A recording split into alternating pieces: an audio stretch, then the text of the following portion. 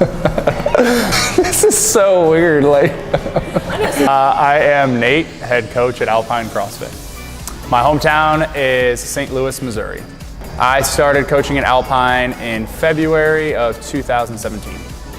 What is a typical day for me? Well, if I am coaching in the morning, I will be up at about 3:45 or 4 in the morning, and I'll get my prepped breakfast together and my meals for the day, and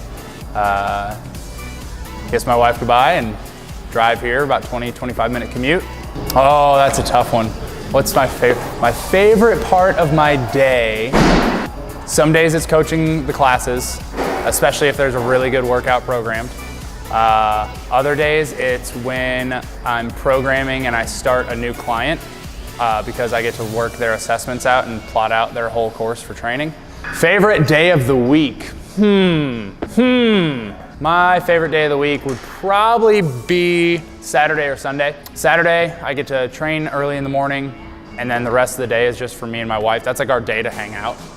Sunday, I like a lot because I have no problem getting up early on a Sunday, and I'll usually go to a coffee shop or get breakfast and then go to a coffee shop, and I'll spend about 5 to 6 hours programming and doing research of stuff, reading of some type, so it's like time for myself to where I can also stay on top of my learning. How much time you got? I've been doing CrossFit since 2008. I started with my friend Kevin back in Columbia, Missouri. Then I was part of the first CrossFit gym to be in mid-Missouri, and I owned that one. And then me and a couple of friends and business partners reorganized to do a different gym. So I've been coaching since 2008. I was a gym owner from 2011 to 2013 or 14.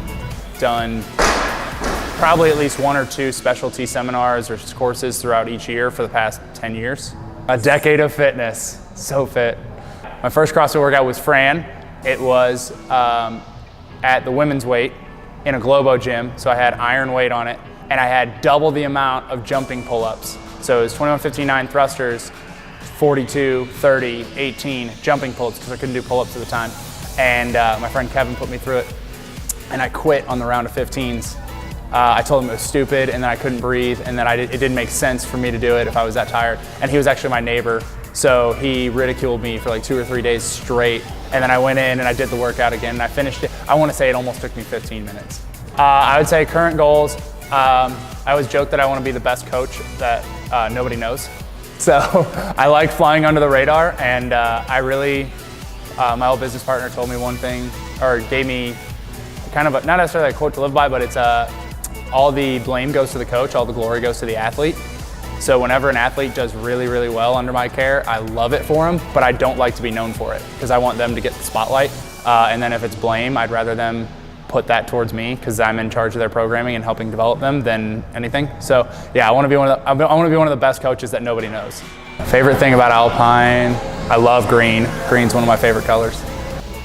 More annoying is when I tell athletes to lift, they're doing a certain lift, and they come up and ask me what weight should I use, because we have like 100 and something athletes here. I personally program for like 13 athletes, and I could not tell you what their max is right off the top of my head or like percentage wise. So when they come up to me, they say, what weight do I use? I'll just lie to them and say like 1,000 pounds. And they look at me just like, oh, you didn't want an arbitrary answer? You shouldn't ask an arbitrary question. I have no clue what weight you should use. Go based off of your feel. So that's probably the silliest question. I won't say it's dumb, but it's probably the silliest question. My favorite cheat meal is usually pizza followed by ice cream.